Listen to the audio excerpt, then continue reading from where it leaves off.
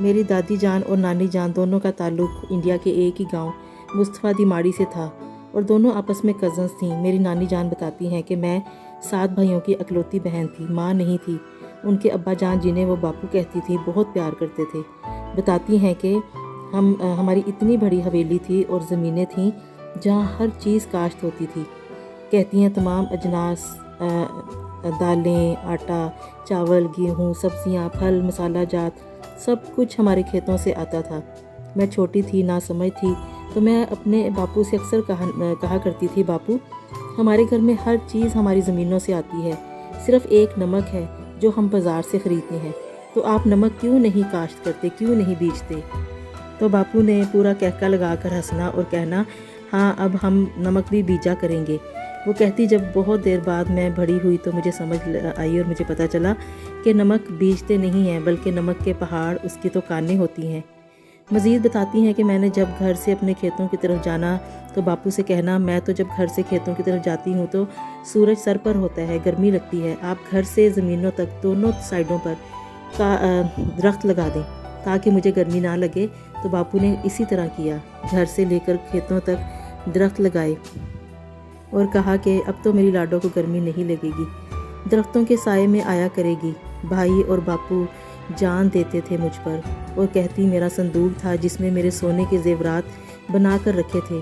وہ کہتی پاکستان آ کر پتہ چلا کہ تولہ ماشا کیا ہوتا ہے، ہمیں تو کلوں کا پتہ تھا، کلوں کے حساب سے سونا تھا، سوئیاں، کلپ، تاج، بازو بند، پنجاگلے، 9 لڑیا ہار، 12 لڑیا ہار، کمر بند سب کچھ سونے کے تھے۔ اور ہم کشیدہ کاری کرتے تھے، کڑھائی کر کے اپنے بستر بنانے، چادریں کاٹنی، اور اسی طرح ہماری پیٹیاں بھری پڑی تھیں جہیز کے سامان سے، اور اعلیٰ سے اعلیٰ، نفیس سے نفیس کپڑا میری شادی کے لیے، میرے جہیز کے لیے پیٹیوں میں میرے باپ نے منگوا کے رکھا ہوا تھا۔ میری نانی جان کو بہت ہی شان اور رانیوں کی طرح رکھا ہوا تھا، تو ہر خواہش منہ سے نکلنے سے پہلے پوری ہو جاتی تھی۔ آپس میں سکھنیاں اور مسلم لڑکیاں دوستیں ہوتی تھیں، ایک دوسرے سے کے ساتھ کھیلنا، گھومنا پھرنا، ایک دوسرے کے تہواروں میں، خوشیوں غمیوں میں ایک دوسرے کے ساتھ رہنا، مل کے کشیدہ کاری کرنا، کڑھائیاں کرنا، جہیز کی سامان تیار کرنا، اکٹھے ہر جگہ ہر میلے میں جانا، تو سب سکھیوں نے مل کر سارے کام کرنے۔ پاکستان بنا تو فضا یکدم زہریلی ہو گئی، نفرت، حقارت، دشمنی پیدا ہو گئی۔ پاکستان بنا، ان کے گاؤں پر حملہ ہوا تو نانی بتاتی ہیں سکھوں کا جتھا ہمارے گھر داخل ہوا کرپانے لے کر۔ کہتی ہیں اس دن عید کا دن تھا، سیویاں بنائی تھی، باپو نے کہا ایک بڑا تھال لے آؤ، سب ایک ہی تھال میں مل کر کھاتے ہیں، کیونکہ حالات اچھے نہیں تھے۔ انہوں نے کہا پتہ نہیں پھر دوبارہ اکٹھے کھانا نصیب ہو یا نہ۔ ابھی ہم نے کھانی شروع ہی کی تھی کہ سکھوں نے حملہ کر دیا۔ اس سے پہلے کہ ابا، باپو اور بھائی سنبھلتے، انہوں نے سکھوں نے ان کو جکڑ کر لائن میں کھڑا کر کے ایک ہی وار میں کرپانوں کے ساتھ ان کی گردنیں اڑا دیں۔ نانی کہتی ہے مجھے صرف ہوا میں اپنے باپو اور بھائیوں کے سر اڑتے ہوئے نظر آئے۔ ساتھ والے گھر میں میرے تایا اور ان کی بیوی تائی کمو رہتی تھی۔ تایا کسی کام سے شہر گئے ہوئے تھے۔ تائی بھاگتی ہوئی آئی اور میں اور تائی اپنے پیاروں سے جو تڑپ رہے تھے ان سے لپٹ گئے، ان پر اپنے آپ کو گھرا دیا اور چیخنے لگے ہمیں بھی ان کے ساتھ ہی کرپانوں کے ساتھ مار دیں۔ سکھوں نے نانی اور تائی کموں کو الگ کیا، ہمارے پیاروں سے الگ کر دیا اور ایک سکھ کے حوالے کر کے آگے نکل گئے دوسرے گھروں میں قتل و غارت کرنے۔ وہ سکھ ہمیں کھینچتا ایک کمرے میں لے گیا جہاں اور بھی مسلم عورتیں قید تھیں، وہاں جا کر ہمیں بھی قید کر دیا۔ باہر دروازے کو تالا لگا کر ایک سکھ کو پہرے کے لیے کھڑا کر دیا اور چابی اسے پکڑا دی۔ جو سکھ پہرے پر کھڑا تھا وہ ہمارے گاؤں کا تھا، جس سے ہم کشیدہ کاری کرنے کے لیے دھاگا خریدتے تھے، اس کی دکان ہوتی تھی وہاں پر۔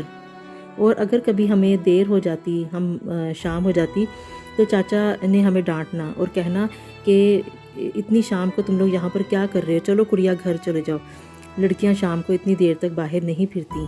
تو آج جب ہم قید تھے اور وہ ہمارے پہرے پر کھڑے ہوئے تھے تو نانی نے ان سے کہا کہ تمہیں کیا ہو گیا چاچا، تم تو ہمارے چاچا تھے، تم تو ہماری عزتوں کا اتنا خیال کرتے تھے، آج تم ہمیں بند کر کے ہمارے پہرے کے لیے کھڑے ہو گئے ہو۔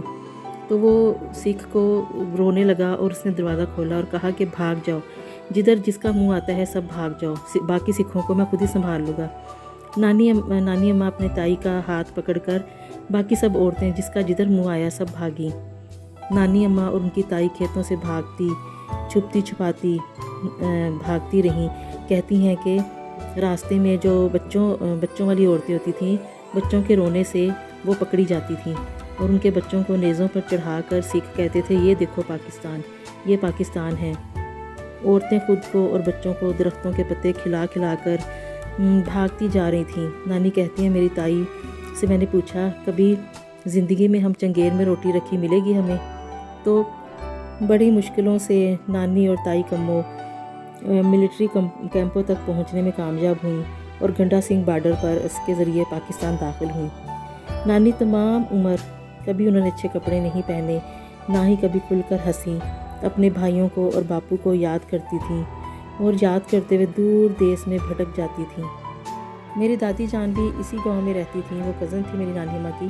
ان کی کہانی میں دادا جان کی کہانی میں سنا چکی ہوں۔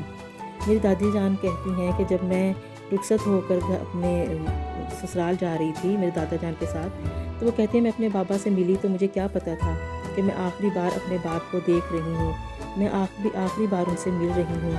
دادی کا ایک بھائی تھا، ان کی ماں نہیں تھی اور باپ تھا۔ دادی کی ان کے باپ معذور تھے، تو جب پاکستان بنا تو صرف ان کا بھائی ہی اور بھابھی پاکستان آئے۔ اب ان کے ابو ادھر ہی فوت ہو گئے، وہ نہ بھاگ سکے اور نہ ہی وہ اپنی جان بچا سکے۔ ہمارے بزرگ جو آج اس دنیا میں نہیں ہیں، وہ اپنی زندگی کا بہت ہی کربناک، دردناک، قربانیوں سے بھرا زندگی کا ایک رخ دیکھ کر دنیا سے چلے گئے۔ اپنے پیاروں کو اپنے سامنے تڑپتے اور بچھڑتے دیکھا۔ ہمیشہ کہتے جیسے چاولوں کا ایک تھال ہو اور کوئی اس تھال کو اچھال دے، کچھ پتہ نہ چلے کون سا دانہ کدھر گیا، تو کوئی پیارے مر گئے، کوئی بچھڑ گئے چاولوں کے دانوں کی طرح۔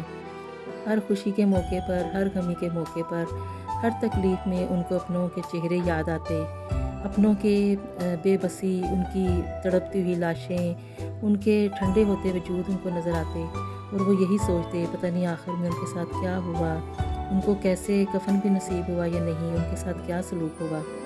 لیکن ہمارے بزرگ، ہمارے بڑے اتنی قربانیاں دے کر ہمیں ایک پاکستان دے کر چلے گئے، ایک آزاد ملک پاکستان دے دیا۔ پاکستان ایسے ہی نہیں بن گیا، پاکستان عظیم قربانیوں اور خون سے بنا ہے۔